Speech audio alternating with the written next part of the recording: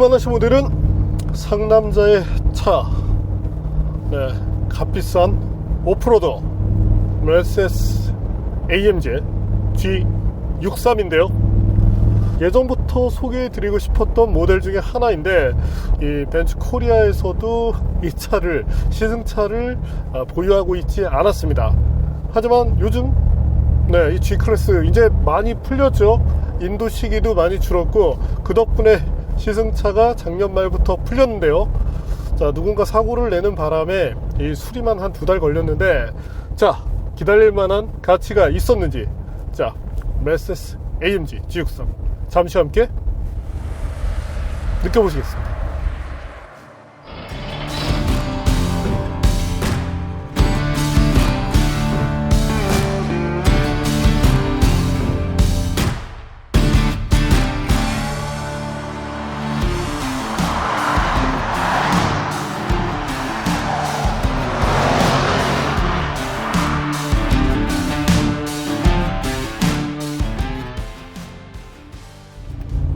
자, 우리가 AMG를 말할 때 빠뜨릴 수 없는 부분이 있습니다.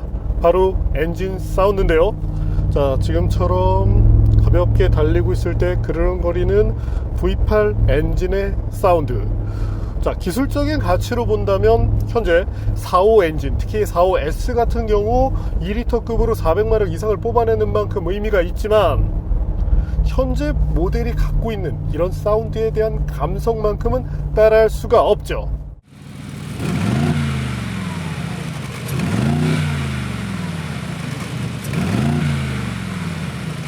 자, 달릴 때 소리는 어떤가요?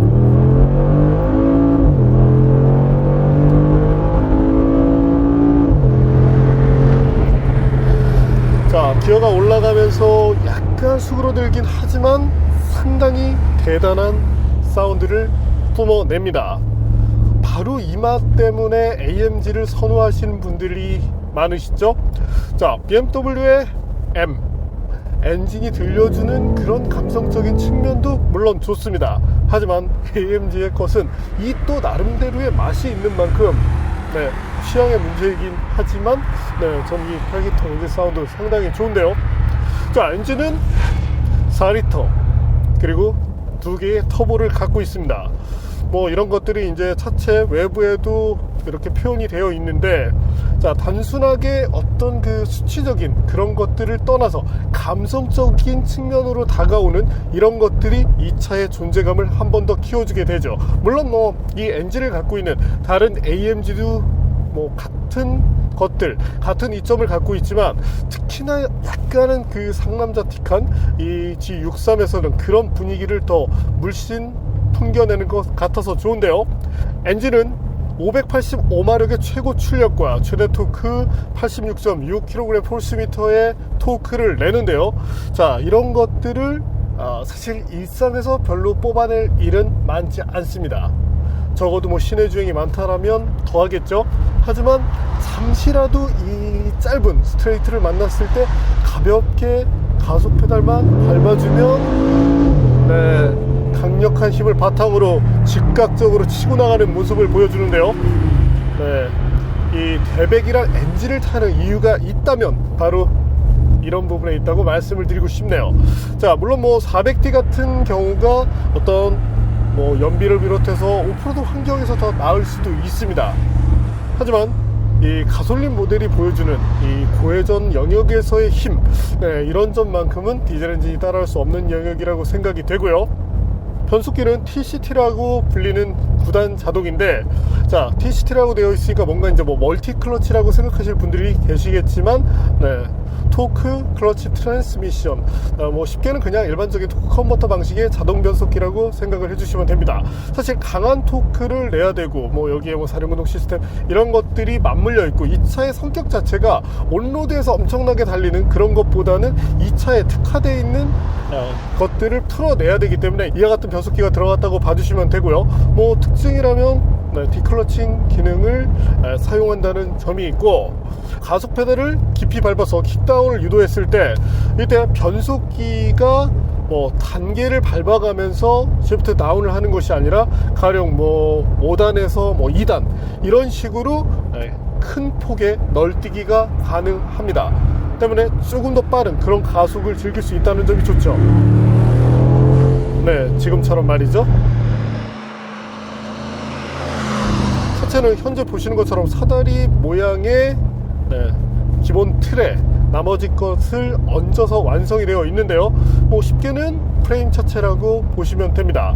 자, 이와 같은 차체가 들어갔을 때 가지는 이점, 아무래도 견인 능력을 비롯해서 오프로드 등의 환경에서 유리한 모습을 보여주게 되는데, 하지만 이로 인한 아쉬움이 나오기도 하는데요. 자, 여기서 잠시 발진 가속 성능을 한번 볼까요?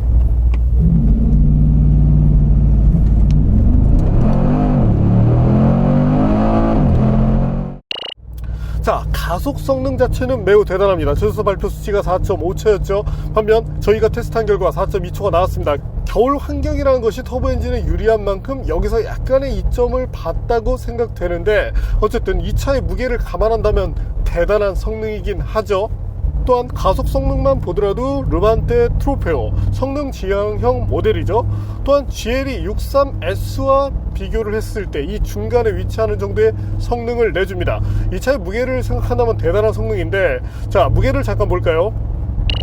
앞뒤 무게 배분은 53대 47 정도, 그리고 총 중량이 2.6톤에 달하는데 뭐 전세대 모델보다 170kg 정도 가벼워졌다고 하는데, 하지만 무거운 건 사실입니다. 자, 이런 덩치를 가지고 이만한 가속을 낸다는 것 상당히 대단하죠.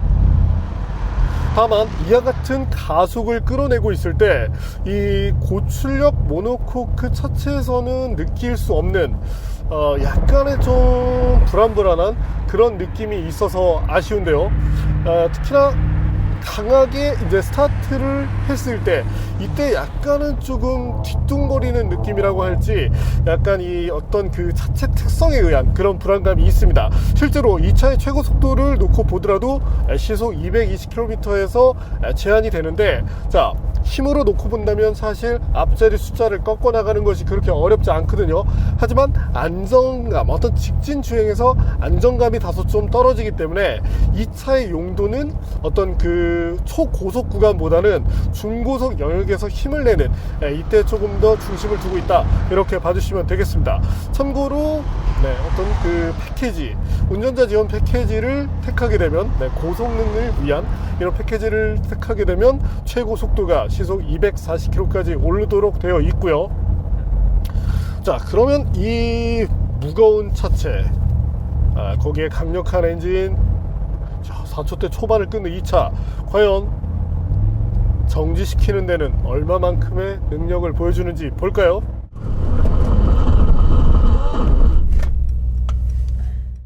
자, 외관상으로 봤을 때 브레이크 시스템 상당히 큰 사이즈를 자랑합니다. 휠도 22인치를 기본으로 쓰고 있죠. 하지만 제동 성능은 상당히 좋은 편이었는데요. 단순히 제동 성능이 단발적으로 나오는 것이 아니라 평균 수치 역시도 37m대에 머물고 있습니다. 최장으로 갔을 때 늘어지는 거리 역시도 뭐 대략적으로 1.2m 안쪽이죠. 이 정도면 제동 내구 측면에서도 신뢰할 만한 정도의 수준이 된다, 이렇게 봐주시면 되겠습니다. 타이어도 이 차의 성능을 견인하는 중요한 요소인데요. 자, 현재는 에디션 모델이기 때문에 22인치 휠에 매칭이 되어 있는데 구디어 제품을 사용하고 있죠. 뭐 모델에 따라서는 다른 타이어가 들어가기도 하는데 온로드 중심으로 놓고 봤을 때 성능은 무난합니다. 다만 이 타이어의 너비가 295mm에 달하는데 그것에 대비해서 바라본다면 코너링 퍼포먼스가 매우 뛰어난 편은 아니죠. 아무래도 무게 자체가 많이 나가다 보니까 이 타이어가 모든 것을 해결하는 데는 분명히 한계를 보여주게 됩니다. 뭐 그래도 이 차의 본분 자체, 앞서 말씀드렸듯이 어떤 중고속 영역에서 활용할 때 더 가치가 있는 만큼 타이어에 대해서 불만을 가질 소비자분들은 많지 않을 것 같은데요. 기본적으로 차량 무게가 나가는 만큼 스티어링 휠을 말고서 들어가는 환경, 여기서 빠른 ESP의 개입을 목격할 수 있게 됩니다. 아무래도 롤오버, 전복이죠. 전복을 방지하기 위한 것이 1차 목적이다 보니까 개입 시점이 빠르고 조금은 강하게 브레이크를 제어하는 모습을 보여주는데, 이런 점은 뭐 랜드로버 모델도 그렇고 조금은 특징으로 받아들이실 필요가 있겠네요. 다만 일부 모델들처럼 급작스럽게 또한 강하게 이 시스템을 제어해서 운전자를 놀래게 하는 타입은 아니고 조금 이렇게 꾸르륵 하면서 조이는 그런 타입이라는 점을 참고할 점으로 받아들이시면 되겠습니다.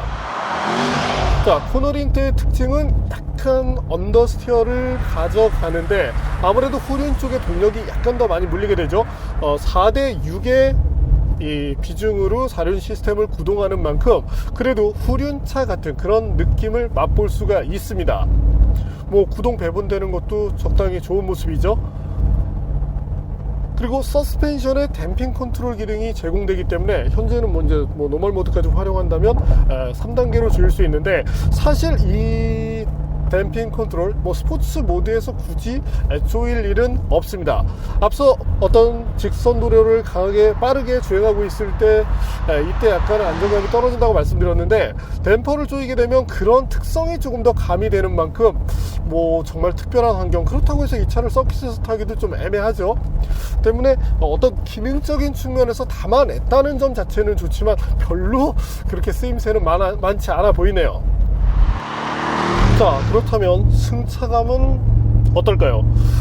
아무래도 모노코크 모델 대비 이 프레임 자체의 한계를 어느 정도는 보여줍니다. 물론 이 저가형 모델에 비해서는 승차감에 신경 쓴 그런 흔적들을 보여주고 있지만 아무래도 이제 특정 조건 같은 환경에서는 승차감이 아주 좋은 편은 아니거든요. 특히 이 메르세데스 벤츠 이제 인기 모델 중에 하나인 GLE 450 포매틱 이런 차와 비교를 한다면 승차감 측면에서는 분명히 떨어지는 모습을 보여줍니다.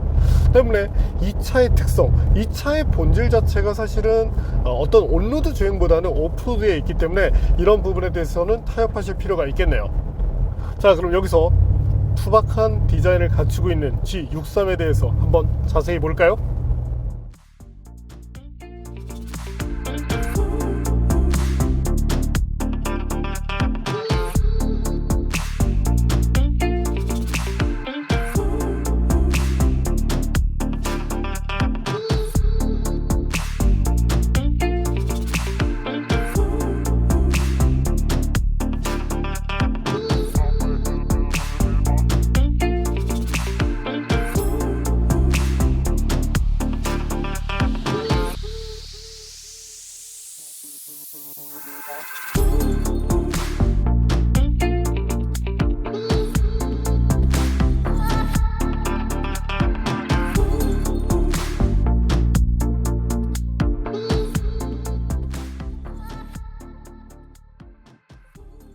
현재 G클래스는 2세대 모델입니다.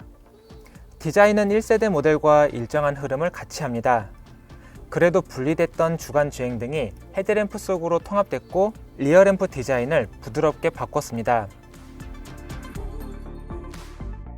차체 길이와 너비 모두 120mm씩 확대되면서 크기도 커졌고요. 견인을 위한 트레일링 링크도 있죠. 헤드램프에는 멀티빔 LED 기술이 들어가 한층 밝은 시야를 확보할 수 있습니다. 자, 아무래도 지상고가 높습니다. 거의 이제 2m에 조금 못 미치는데 아무래도 차가 높다 보니까 승하차 할 때 상당히 불편합니다. 자, 여기 이렇게 손잡이라도 하나 있으면은 승하차가 좀 편할 것 같은데 이런 부분에 대해서는 별 배려를 하지 않았거든요. 특히 여성분들이 탈 때, 저도 이제 이 차에 오를 때는 스티어링 휠을 이렇게 쥐고 타는 경우가 많았는데 네, 이건 차가 갖는 특성 중에 하나니까 감안을 하셔야 하긴 하는데 불편합니다. 자, 오프로드 성능, 이 G63 센터페시를 보더라도 디페런셜 잠금 기능들이 이렇게 마련이 되어 있습니다. 상황에 맞춰 쓸 수 있고 여기에 로우 레인지 기어를 설정할 수 있거든요. 이를 통해서 오프로드 능력을 강화해 줍니다. 자, 현재처럼 보시는 이런 환경에서 분명히 도움이 되는데요.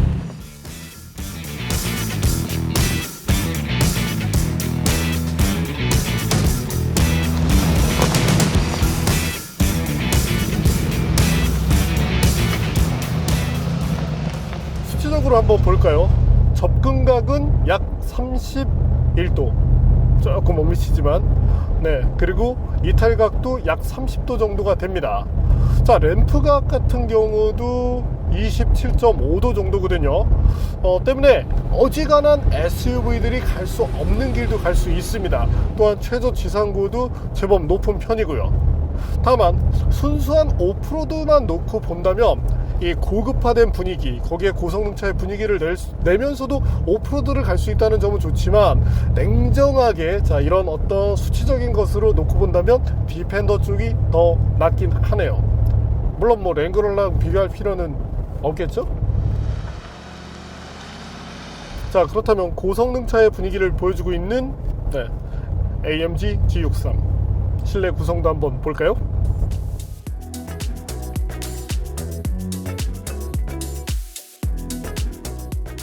실내는 많이 변했습니다. 과거 모델과 비교해 볼까요?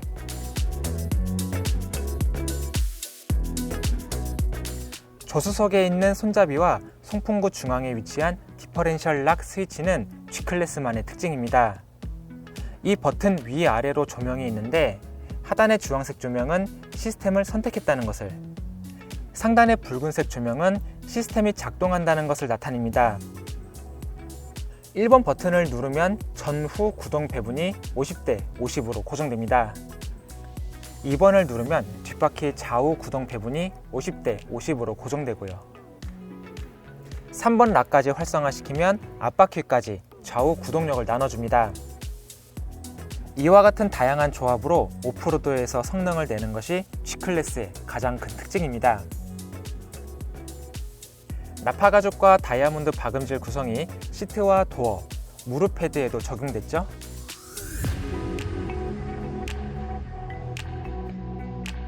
시트에는 통풍, 열선, 마사지 기능이 탑재됐습니다.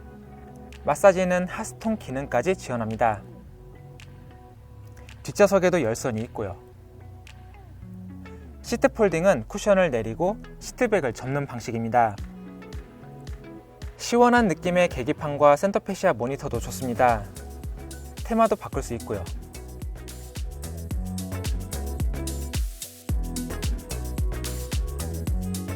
오프로드 주행 상황도 확인할 수 있죠? 하지만 다른 MBUX와 달리 터치를 지원하지 않아 아쉽습니다. 나머지 G63 모델의 공간을 볼까요?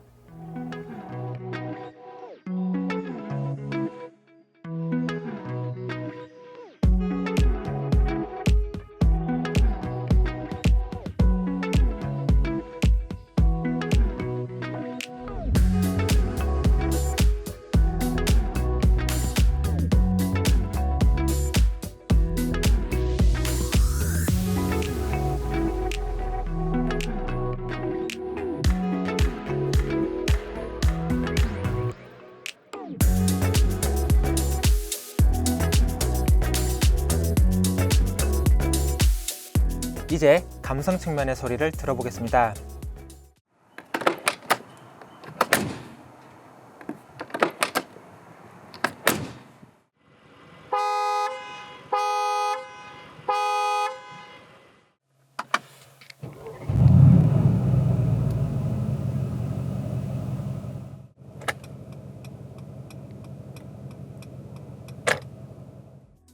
에이다스 시스템은 어댑티브 크루즈 기능은 갖췄지만 차로 중앙 유지는 지원하지 않습니다. 차선 이탈 경고 및 방지까지만 가능하고요. 이외에 어라운드 뷰 모니터링이나 전진과 후진, 멈추는 것까지 스스로 하는 자동 주차 기능 등 편의 장비가 탑재됐습니다.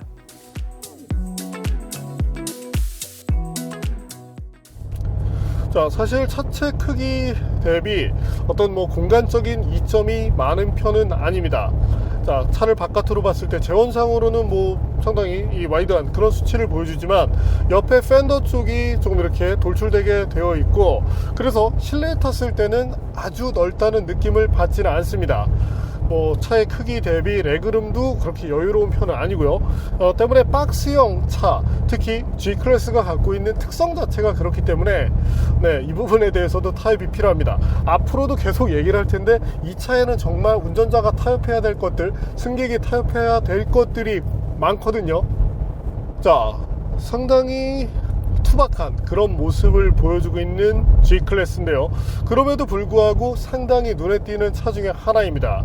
그리고 감성적인 측면 때문에 G클래스를 택하는 소비자분들도 많은데요. 그 대표적인 부분 중에 하나는 바로 도어라고 할 수 있죠.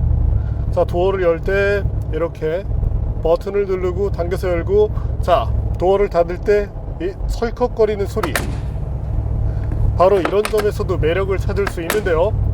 트렁크 역시도 그렇습니다. 그래도 뭐 트렁크 부분에 신경을 썼다면 이 좌핸들 환경에서는 인도가 우측에 위치하기 때문에 도어가 이 방향으로 열리는 게 맞죠? 네, 이런 부분은 벤츠가 잘 신경을 썼고, 자, 하지만 예전에는 다 이런 식으로 잠금 장치가 만들어져 있었기 때문에 옛날 차들은 다 이렇게 버튼을 누르고 하는 방식이었고, 자, 코란도 같은 경우도 이렇게 닫았습니다. 때문에 진짜 이런 감성이 좋다면 뭐 비싼 어떤 뭐 G클래스 이것보다 구하기는 어렵지만 정말 클래식카를 보시는 것도 방법이 될 수 있겠네요. 그리고 도어를 닫을 때 잘 안 닫힙니다. 그래서 처음 승객이 탑승하면 매번 도어를 닫고, 이렇게 도어를 닫는 부분에서 불편함이 있기 때문에, 자, 이것도 특성으로 감안을 해 주셔야 됩니다. 자, 그리고 이 차에 탔을 때 이 가격을 보면 2억 원대를 상회하고 있죠.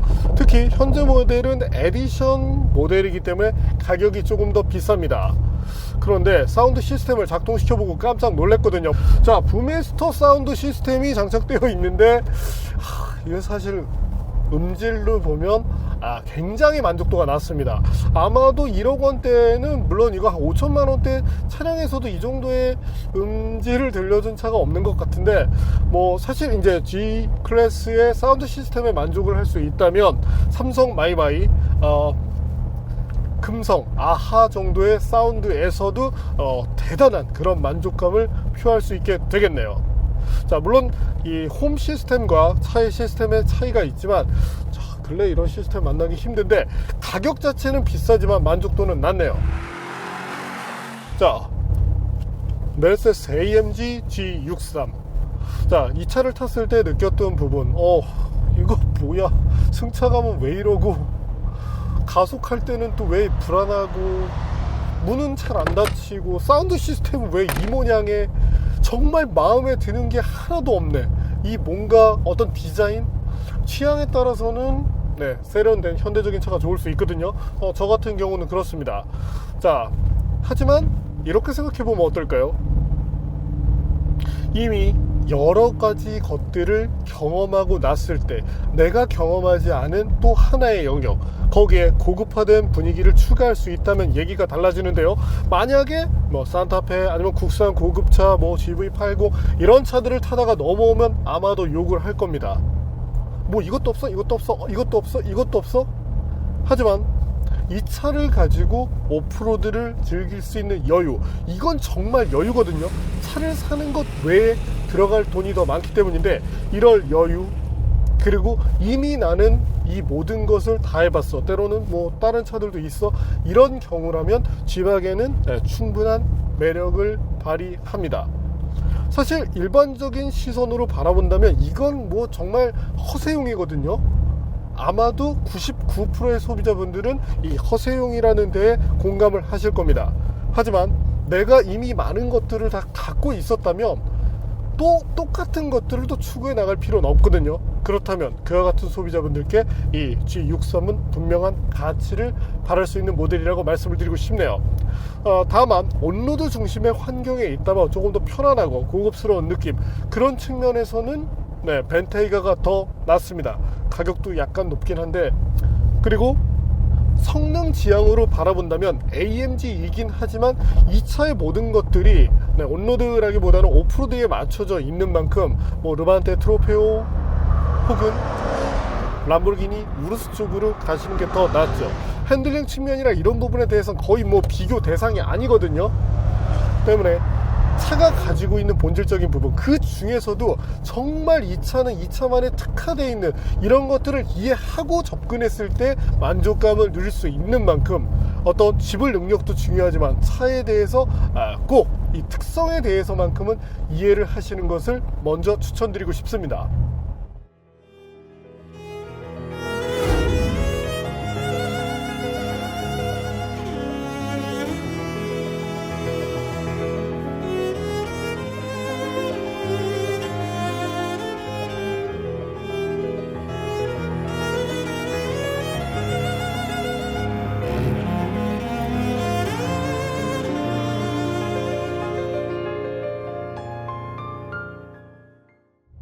네, 오늘 만난 메르세데스 AMG G63. 자, 이 차는 저 같은 경우는 안 삽니다. 전 차라리 GLE를 사고, 만약에 성능이 좋다면 GLS 공간까지 다 되죠. GLE 63만 해도 사실은 충분한데 승차감 측면으로 놓고 봐도 그들이 훨씬 좋고, 거기다 남는 돈으로 다른 펀카를 하나 더 살 수 있습니다. 아니면 일상용 세단을 살 수도 있고요. 하지만 이 차가 갖고 있는 다른 차들과 다른 그런 어떤 감성적인 부분, 클래식한 감성, 이런 것들을 보여주는 차는 현재 이 G클래스밖에 없기 때문에 정말 그 부분이 투자할 만한 가치가 있다. 저희는 농담으로 그랬거든요. 자, 프레임 1억, 그 위에 올라가 있는 거 파워트레인 한 5천만원, 그 위에 올라가 있는 것들이 나머지 가격. 자, 어떤 본질에 대한 부분, 그 부분에 투자를 할 수 있는 그런 분들이 타셨을 때 만족하실 수 있는 차고, 네, 오늘은 매력은 있습니다. 하지만 이것이 일반적인 매력이라고 얘기하기는 힘든, 저는 우르스 살 것 같아요. 아니면 트로페오나. 네, 하지만 어떤 다른 차에 없기 때문에 더 갖고 싶은 그런 욕망을 자극하는 메르세데스 AMG G63을 만나봤습니다.